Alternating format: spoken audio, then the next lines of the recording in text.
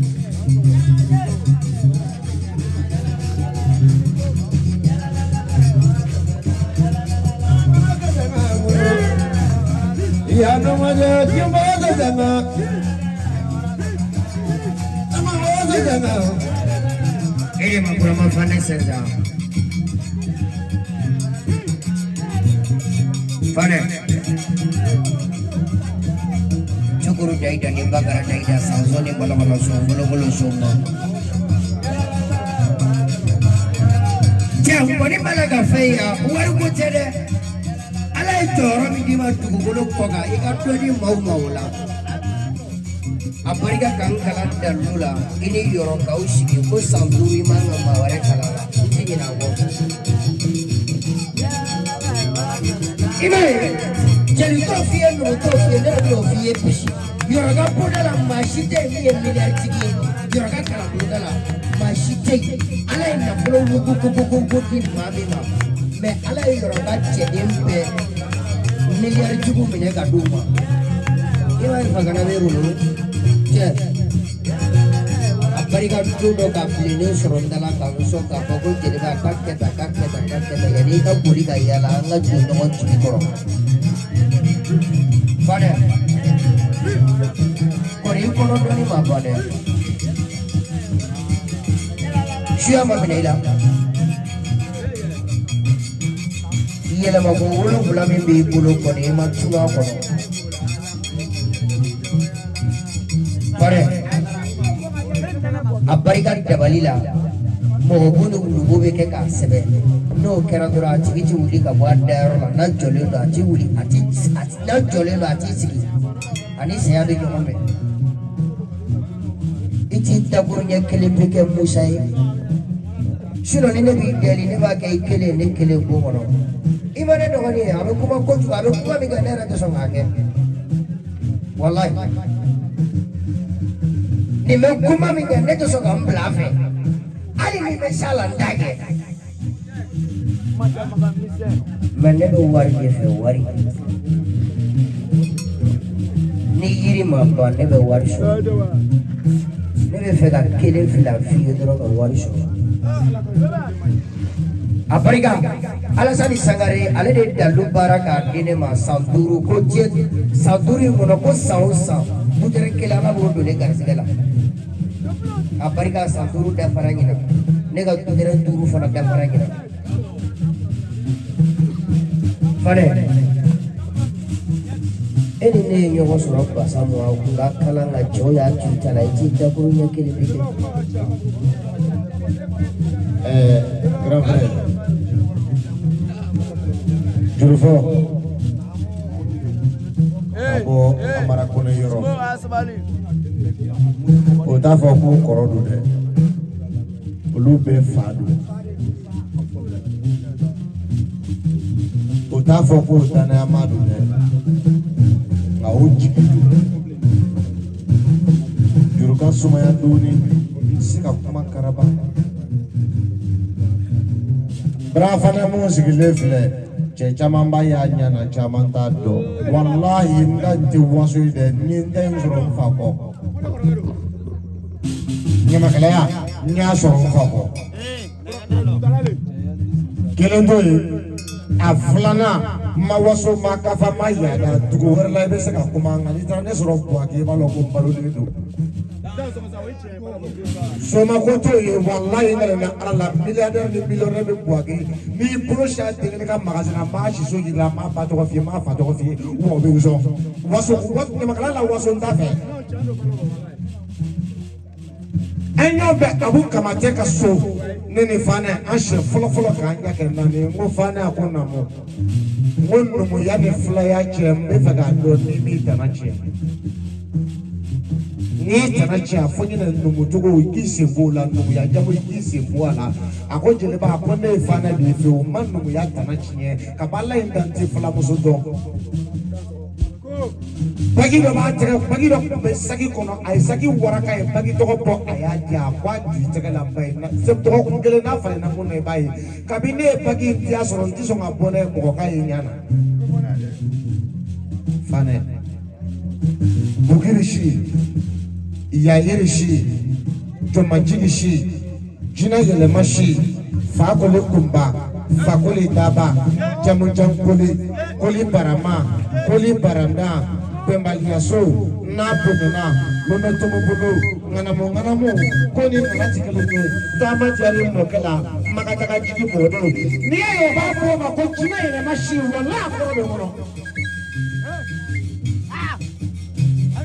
Sumamuru kante ni fakole Sumamuru kante pale make pedinte na do se fakole ma apale ma muso de fakole apale ma muso de fakole Sumamuru kante be masabu no be apel so fe jino de ko ni ba nya kwa I pale ma muso de awma furu nyoya la ni o ke na ba be ni ka se de mu na ka de ke da fa apale muso ala ku toni do tama aliya ko fo to chamana wala ka to ya ba me aya be no ira ni tara ka direct kana fa to timu so la wala fa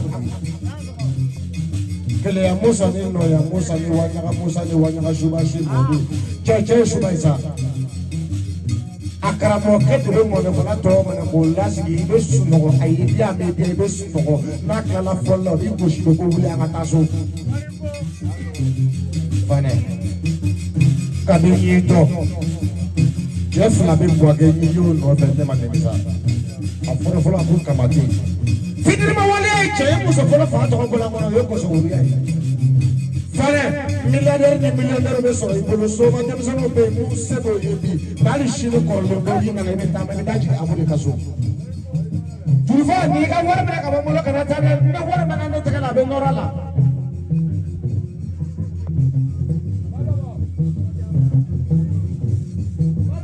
namo ko ka janza jinatigi amara kone kote ko ka fakel janza ka di mali salama ya wafla ki kana toro kana to aka sege ko lu ta fa ka sege bile ase ko no bote na be bila ton ta ba ya ton ta ba na le problème ni kanya mo yo ma ko le mo ko me le ko fa yo ya toto ni un falo ya sabali yere be suko ye nu de habalai sinu so ma sabari mi de ala boso ne mbalo boro kima ne fantani ne yere be suko le ko me mi ni de ala de na porta ka sutura de ka sutura de ni jamfan fe sinu so ma sabari me fa janza mbalo boro la na ma ke wallahi fashu Chini wallahi meta bashi ko ka ruka wala on bala mala sansa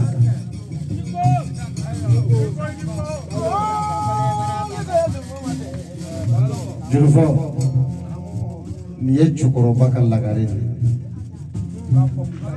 Musa ko kafiye ni fane la wuli ego betu la wuli kale flale ndo mo ke kamele de amando mo ya tana chenkele amaya faula amaya be baula ye mone mo taka fane sagare mone nye nyamari bete mone subudo niwe mone folaso bete mone folafle ibe mone koro de fle mone yere folisi yere nyamai kabala ka kamo fana boko e nyamai ki burbe paramna muye mon voy kabi so mon fosa ma biala por bar de bi to ko kawo sama wodi mo ka korom ke janga nay ka kima kale no mo chorbo barula kani chorbo fana barula sene Duri jam sekolah, kami tak kalian jual. Kuni jauh jadi dapat di sokoma zani fitri jati bisa. Kau wallahi kalian sekilas fantola. Kukulan di panas senai. Kamai toko balik korkela. Toko balik ada macam. Kau ulu lebih sekat toko penanjima. Toko si jauh je lagu nak kami toko di Mangalolo. Kun nala sungai kami sokong toko lah. Ni apa jauh je dalam.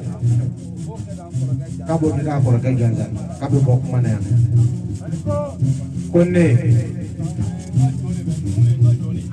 Aku makan boleh dah mak. Aha. Julfo. Ayo, senang gula aku koroi. Cuma flaku kan belakang aku. Konne. Kaci macam mana? Kena yang mana?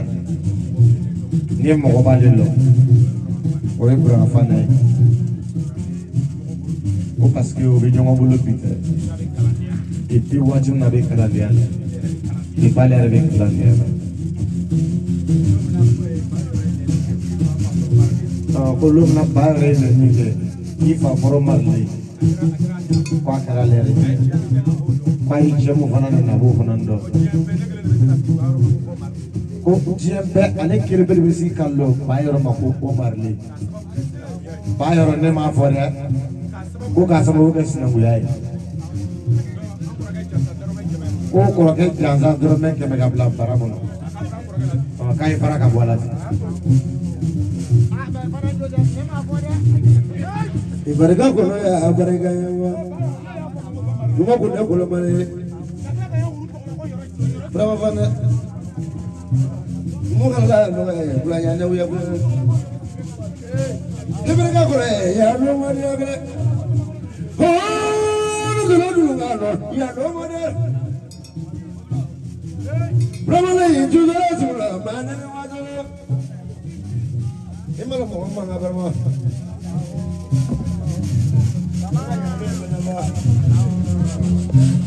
Murmata jurula nama semua apa kali kerana oh dia kerana ada, mana apa kali kerana ya dia kerana he bimaju ada kali, belum tu kuna jadi jadi jual bro, nangan muhala lo punya pelajaran yang apa, numma barang numma tu jual lale numma mas male.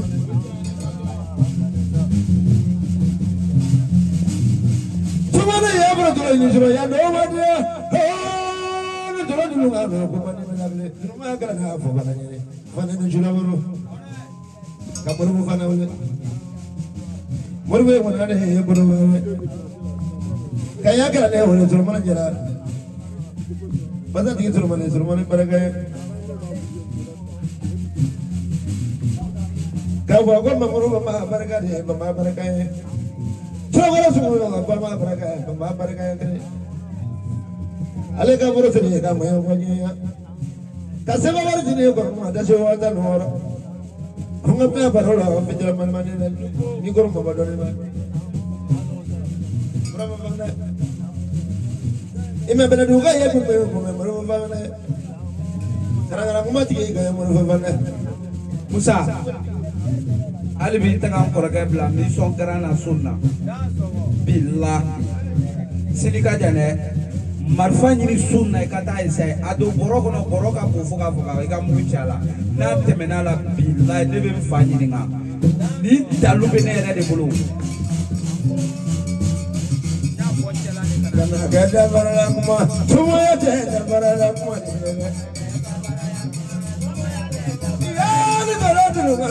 la de la kwani Wali ara mwaza barega lo le de la kwani Wa ga bro abone wala lo le de la kwani Musa barika ba ni ame Musa ko lo do no bora la so e bisa ni ta to fane ka kuma beida bo Fane, ni mepi vei vado, ma ibora ni kita la kaketa. Nala babi so mekera kiso na tebisenia na ibi tisi kushina yoro chama. Ngate mami bola abotoro. Kasoro ma isete. Kita ni bro mina.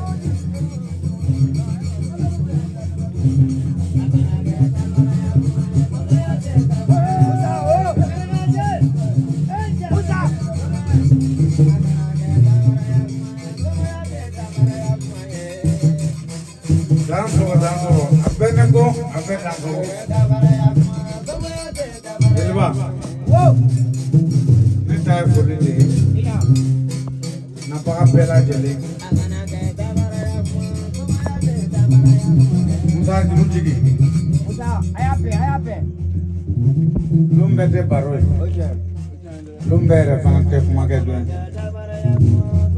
Alen sewerati anachane barati. Ganga se kufo. Bangulo le mo probai ko kama ulo. Ala ada kala kama sa. Abra ngoni ko. Ya fam. Ha. Kataya. Wa malla. Wasulun do muna bongo. Ya. Bayro kasla fe. Ya. Jana ame ya mtu kroka ufu. Wallahi. Ni ya me pinyo mo folikelate. Ah. Fleva ka de villa. Kajina tigi fo, Iya. kasomau fo, Iya. katunzo fo, Iya. u barkada ida uma kamare ah u ya kampede tia wallahi o che ne dugumene ne jena nyonga be se do ngili pro o che ne ko mbe la di kamen fo ida anga ke nyongo fe o che me kle ko de fo ne na chogo na soro kelebe abi esike fole be uli kan wati soro ah bene ka na sigi kan wati soro tia ane kliya tia farafina somo namo donzo namo jinatigu namo anga tege di nyongo ma ida bawo mo tan fe ah na ere ma ke nyongo fe tia abe gele de ida ko matigu be nyongo so wulu kola o che te don ko ma fe ya no te don galai ida me kalam lon kono ida jinatem fe ida wo blo temblo ida me ala ne fa ne ba barka ida so ne che mala ida nganga se ga do fo ida donc ni be tai namo no ma mo me fa namo ni me ga tigi kono namo o bi fa obifa nsawalendo ah o ya mengele yam sokoro ka ubulo ida ka be fogo tia a foligala namo a donzo aywa krengene ya ko ta bagaw ah ambu fu ida mo ga kelere wallahi sa jugu ngoro ngoro jugu be ida dina jugu be ida ki mo so ni den ju ko ida ka do mayen kono ida kambu fu ida o bereka ida o so ko jalan ida be bele fu ida so ne ala sona namo yani ka mtakati abijan namo oh kramo musa te duna ne fe goro o che anyo be janjo chamana ida benga flaufu ida pro war fla befu ida basri den tokola ida a to chebe kenen kaya ida bazo sribe ida ne rebel make ida ne ka krande ida anen ko ma ko kenyo ida muri bamba ida abe kenen kaya ida so ko mandi bela ida mu befu daw sangare mu befu na baga be ida donc sawa ko jugu ida ne ko ngoya ke to do atinya ida ale be ala ka jama to kun che herela ala ka kete na la sine uterdi namo anga nyongo soro ya ida ame jigi ko dala ah oh ne men fana boloro namo afoda e ku ida afoda mon folay ida aga do benna sallallahu muhammadu